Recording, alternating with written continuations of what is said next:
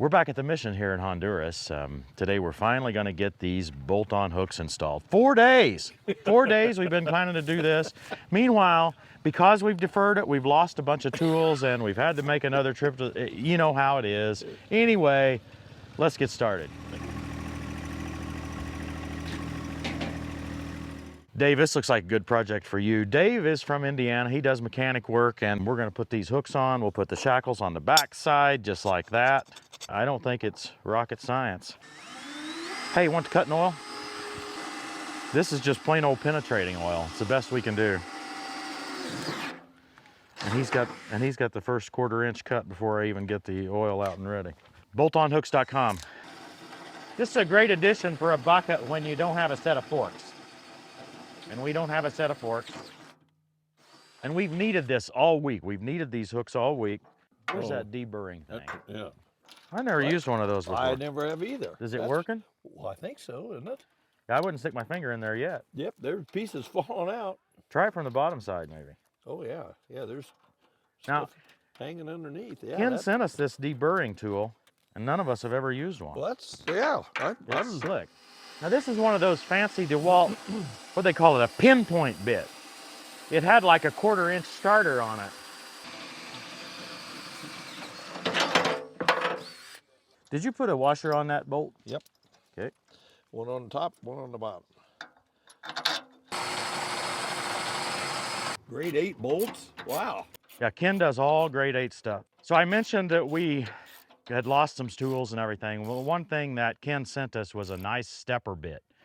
And we all had our hands on this stepper bit. We've seen it, and we think we left it at the other farm. We don't, anyway, it's not with us now when we actually need it. I like the shirt. No, thank you.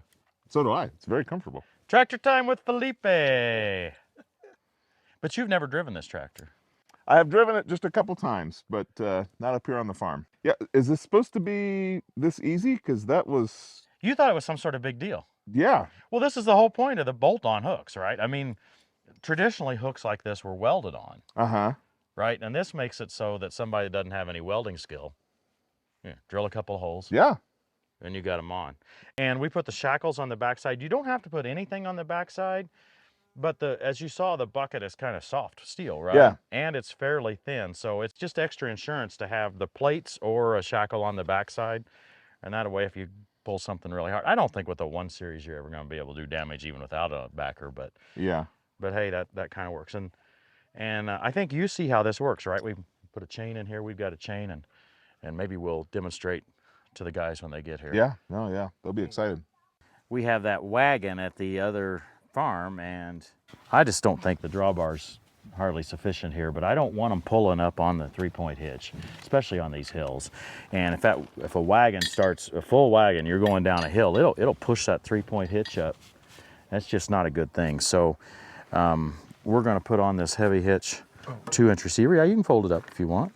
And then we've got a 2-inch drawbar that we'll use for them. This is now then permanently installed, and it is essentially just taking out a weak point of the tractor for what you were just saying, and that's correct. So we'll leave this permanently on here.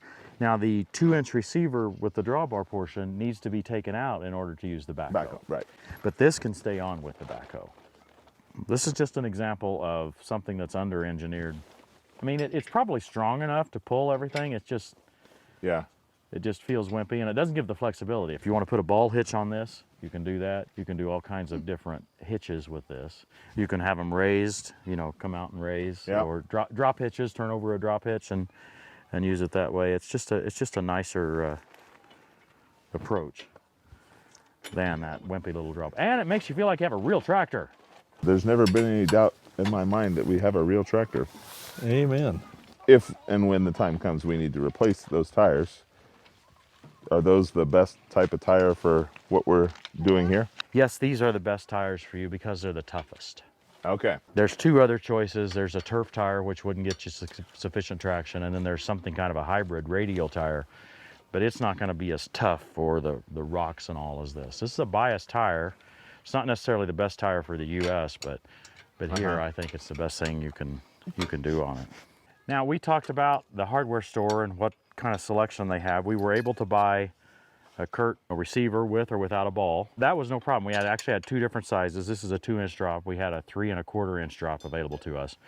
What we couldn't find, which is, I find this kind of interesting and strange, we couldn't find the 5/8 pins, the removable pins with keys.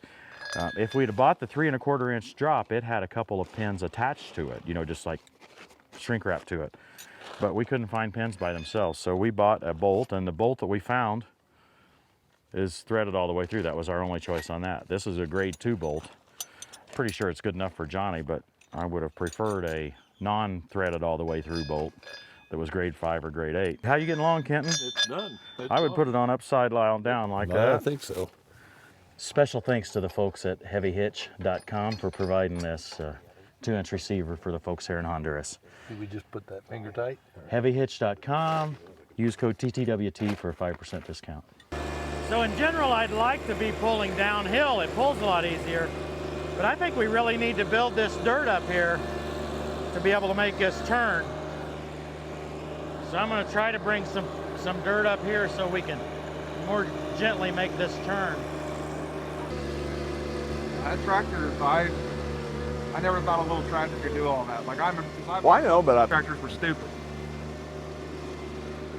It's hard to release that sod gradually.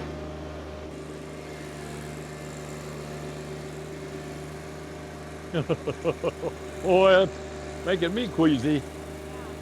He's a little light on the side. If he keeps going, I think he's going to have it so the Ford could make the turn. It just won't be wide enough because he's filling in that divot. It's working. I'm liking what I'm seeing. I think it could almost make it right now. That's what I'm thinking. I told Dave that if I wasn't so worried about not having a place to really turn around down there and come back, that I would drive down there now. Try it? Almost. Yeah, because I don't think Bombine would.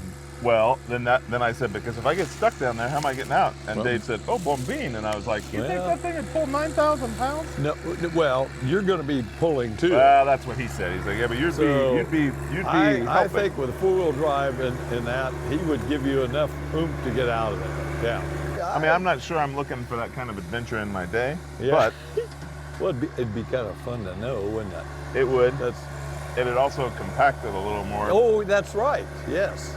Felipe, if someone wants to get some of the coffee that you guys grow here in the hills at your 2 farms, how do they get it? So you can go to hisicehonduras.com, and there's part of the website's store. Oh, okay. And you can just order it there and come straight to your door. Straight to their door. Straight to, well, via the United States Post Office. We grow it here, we harvest it here, we dry it here, we roast it here, and then it goes straight to the consumer in the States, and that helps us employ more people here. And so it's just like it's a full circle thing. You don't have to wonder where your coffee's coming from, where you're seeing it in the videos, where it comes from. There's no middleman. In fact, the groups that come here, you encourage them to bring plenty of suitcase space so they can take back coffee. Yeah. Felipe, I know nothing about coffee. I don't even like coffee, right? Christy's behind the camera. She should have been talking to you about this. Tell me, I guess you can get coffee in whole beans, you can get it ground. How does this work? Yeah, so I mean, you can just get it ground where you just make your coffee like most people do, right? And then you can also get it whole bean because it's fresher, and then you grind it right when you consume it. So we have it both ways for people. Okay. Now, there are light roast and medium roast and dark roast and all that at Starbucks. What? I'm sorry, what? No, I don't know that term, Starbucks. Espresso Americano. Espresso Americano, Honduran version, yeah. No, so our coffee is more of a medium roast, so that you can still get the actual flavor of the coffee, but it's not burnt or as dark of a roast as what Starbucks and a lot of places do in the States, because this is good coffee, so we want to taste that, so we kind of go middle of the road. Now, I'm understanding that you send the best coffee out for sale. Correct. But the locals here actually end up drinking the worst coffee. Correct, because the best coffee is actually worth money. What the people who actually spend their entire year growing coffee do is they keep the coffee that's not fit for export, because that's what they can afford. How do you know which one is not fit for export, which one is? So usually at the beginning of the harvest season, what first comes on isn't very good, and then at the very end, what you have to pick because it just has to be picked or it'll rot and it won't produce coffee the next year. That's not very good coffee either. So they'll start the first roast.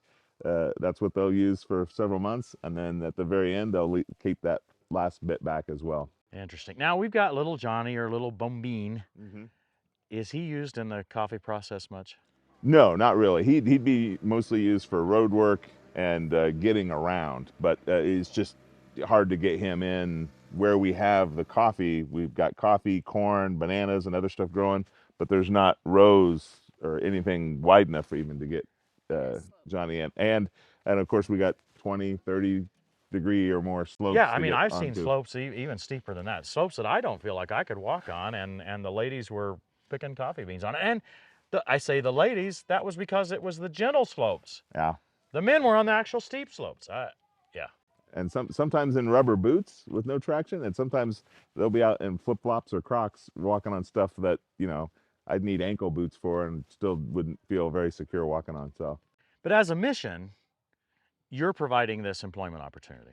Yeah, I mean, we have churches out here and we want to care for people spiritually. What good does it do to tell somebody that Jesus loves them if they don't have any food to eat or they don't have a way to provide for themselves? So we try and do holistically where we can do both, where we can come alongside people, help them have a job, help them earn some money, and at the same time share that love with them as well. Yeah, there's not a lot of opportunity. It's not like, even up here, this far away, there's no way they could even go work in the clothing sweatshops in the city, right? Because it's just too far away. So it's either this or no job at all. Yeah, pretty much, yeah. It really is a helpful situation for them. And to the extent that you're interested in buying the coffee, the mission could really use it. And what was that website again? HisEyesHonduras.com. Thanks very much, Felipe. Thank you. Now, folks, we're all learning together. Yesterday, I didn't know how to cut this ditch like this, and then near the end of the day, I began to think about these turns. I didn't have any idea how to do them. Well, on the drive back yesterday evening and this morning, we had plenty of turns to look at. So I looked at how they had done the turns and how they had banked them, where they had put the dirt, to try to learn a little bit of how to do this. So I think we're making progress now. I've got to get a bank out here to be able to allow this turn to occur. And the only place to get that is out of the V itself, which I need more of anyway. As I dig down deeper, it's going to make the road wider. And I'll try to continue to have it sloped inward so there'll be a ditch on this side. I seem to have found a happy medium on the scarifiers to have them scraping just a little bit to get me some dirt freed up, while at the same time not pulling so hard that the tractor won't pull it. And that's allowed me not to have someone riding. Much, much nicer. Hey, we learn as we go. Every soil type's going to be different. So some of the things we learn won't apply, maybe even on down the hill, but certainly not on your property or on my property in Indiana. Okay, I think this is about ready for the forward here. I think I could swing right out here. I don't know if we're wide enough right here. That's going to be a test. But I'm liking the looks of this. That's clearly plenty wide track there. I'm not able to pull this dirt up here. It's just too steep here. So what I'm doing is I'm using the blade, pulling it down there, and then grabbing a bucket roll and bringing it back up.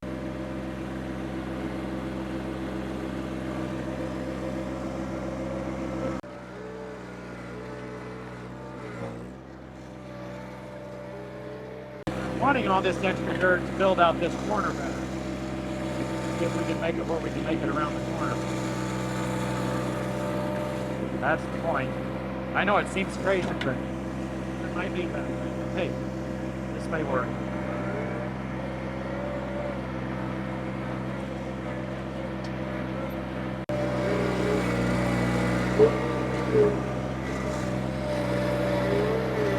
Hey, you guys are probably laughing at the title, Box Blade Expert. Well, there's a couple of ways to define expert. The actual way is usually considered 10,000 hours of experience. I tried these two leftmost teeth. I put them down a little bit further. Just want to make sure I get this dug in enough on the left side that we get a ditch next to the hill so that the water isn't running off this way. But in my 30 years of software development, I noticed a different phenomenon. If someone in the room had 5 or 10 minutes more experience with a given technology than all the rest of us, well, they were the expert. Trying to give this a spot to drain all the way out to the end. So I may not be an expert by any formal definition, but these 2 days on this project have made me a lot more confident with a box blade. Oh, the bolt-on hooks make this so much nicer. And I doubted you. Why didn't we put these on the first day? Funny, man. Oh my goodness. Oh. Boltonhooks.com, use code TTWT, and don't wait. Do it now because you'll need it. Now, I'm a chain guy. If you know me, I'm a chain guy, right? So Kenton's going to try the strap. Now, I will say, straps are great when you're going around something you don't want to scratch, right? So that's the benefit of straps. The disadvantage to straps is that you don't have, you can't just link it anywhere. I sort of want it to work. a little too long. I won't be able to lift this, guys, because my bucket's too high already. Now I'm cheating here a little bit. I should not have that strap rubbing on that cutting edge like that. I could easily slice right through it. But hey, it worked. All right, She's out. Now, if you'll look close at our chain, we don't have any grab hooks on the end. We could buy chain at their hardware store, but we couldn't get any grab hooks. For bolt-on hooks, it's okay, though. I can't see what I'm doing, so let me know if it's... Far enough. He's over the top of it. Did I get it, or did it come off?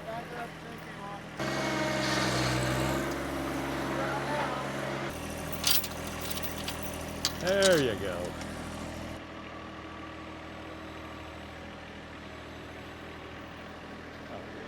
Four days! 4 days in Honduras we didn't have these bolt-on hooks. Every single day we needed them. Finally today. Yeah, procrastinators.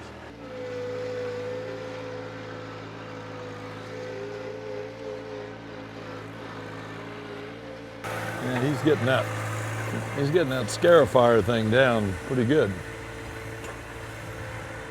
But he hates box blades, right? Yep. But That's what I thought. But he's making it look, he's impressing me. Impressing them yesterday. If you've watched us on Facebook, we have a photo of us loading up some boxes with a protein rice mixture that's done by IDES, International Disaster Emergency Services. That young girl right there walking up the hill is carrying a bag of rice that she got because she's a part of the milk project here, and she's taking it home to her family. So it's that protein rice mixture. It's really helping people. This is good stuff. Hey, what do you think before you take off? It's good. I want you to try to exaggerate the curve to some degree and see what you think, because if you cut real short here, right, it's a real steep drop off. Uh-huh. And just see what you think. If you think you can see anything that I can change, I'm happy to do it. Okay.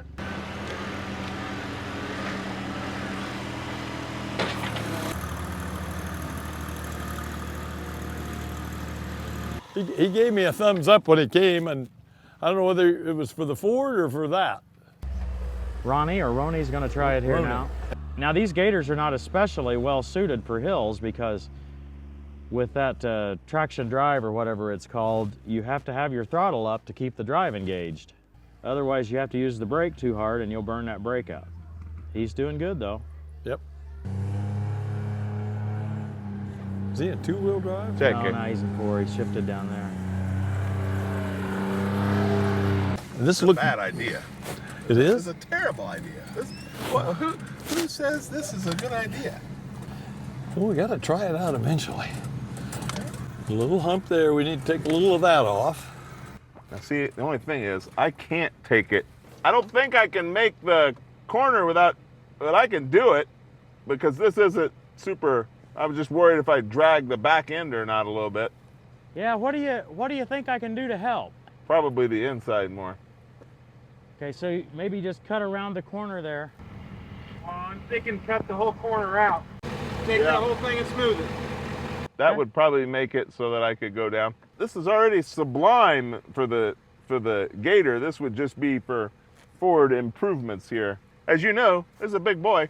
How about if you drive out a little ways and show me your turn? Don't back up and go straight a little further before you turn. Okay. I'm trying to do a two-wheel drive. Oh, you're in. I said. Well, I was going to say. Well, I assume you're in four-wheel drive. Well, how am I going to turn if I'm in four-wheel drive? Well, yeah, not sharply. Go as far as you dare forward. Oh no, you can go way up to almost to where you Here, can let me see. back up and I can see a little closer. Okay. That's still good. Oh, he's got this. You're still on solid ground. Yeah, you've still got this far. Really? You know, a little bit more. See what we got. I want to see how solid it is. Okay, stop there. That's all you got.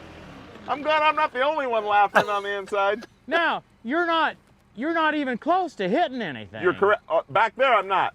No, it's just that you're going to run off the edge. That's the minor detail. Well, So, okay, you want to try turning a little sooner and see how soon you'd have to turn? Man, that's a huge truck. I know, right? I need to turn now. To make that. Oh, Yep. my goodness. Oh, come on, you got more than that, don't you? You wouldn't have turned that soon, would you? I think so. Pretty close. Yeah, I'm all over as far as I can go. Yeah, I get it.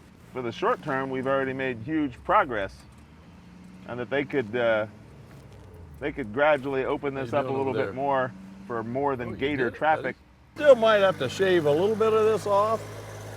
Well, this And- is also where we're supposed to put the fountain. The fountain's supposed Yeah. to go And the cobblestone street. on the cobblestone, right? Yeah. The zip lines are in there somewhere. Yeah, right. Oh, it's going for this tree. It's called Lombard Street. That's where we're going. I kept working on this for half an hour or so while they were working on the bucket. We're not going to talk much about that right now, but if you'll join us for a live stream, February the 7th, Tuesday night, 7 p.m. Eastern Time, we're going to talk with Felipe and Kenton, and who knows, maybe Dave. We'll revisit some of our experiences here, and we'll take your questions. Depends on how we define success. In some ways, we were very successful. We've got a road that it's easy for the Gator to traverse, no problem there whatsoever. It's just not big enough turn here for that double cab Ford with 8-foot bed to be able to navigate the turn. I think after we tried it, I did a little bit better. Might have a little bit wider here and a little bit wider out there, but that's getting to be a pretty tall pile there. So it's taking a lot of dirt to fill that out there. I hope you've enjoyed this. This has been enlightening to us. I feel like we were able to help a little bit with knowledge of the tractor, but I must say that the guys here are very knowledgeable about how to get things done, or at least how they want them to look. They know how a road needs to be built. They know what they need to do.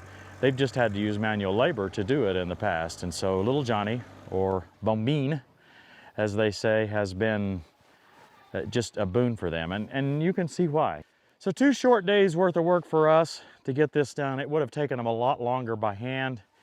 The purpose of this road is to be able to haul coffee out. And they thought they would have to use the big Fords, but now that they've talked about it a little bit more, we think that Gator may do the job. And we're gonna try to get a front rack for it at some point, because I noticed when we had full load in the back that it was a little light on the front. So I think you could put maybe 100 pounds on the front as well as what you can put in the back. And they can tote a lot of coffee out. So this is the coffee they're trying to get way over there. You can see it with the banana trees. So the road gets them down there. I don't know really how the situation is on the other side of this fence here as to whether the Gator can make it all the way or not. You know, we just did what we had time. And we also were able to help them see some of the techniques that we learned on the way. You know, one thing that I hope we helped them with was that we didn't know what we were doing either. And it's okay to make some mistakes. You just trial and error, and practice makes perfect. I can tell you guys that I am much, much better. Mucho bueno. I suppose that's right. I don't have any idea. with a box blade than what I was before we started this project. I have learned a lot. And yes, I must admit, it's hard for me, but I have come to appreciate the box blade a little bit more, at least. I hope you guys have enjoyed this. Thanks for watching, everybody. We'll see you next time on Tractor Time with Tim. Land that drinks in the rain often falling on it, and that produces a crop useful to those for whom it is farmed, receives the blessing of God. Okay, so now we're demonstrating the bolt-on hooks to transport. We'll see how that works. That's it? Oops, no ballast.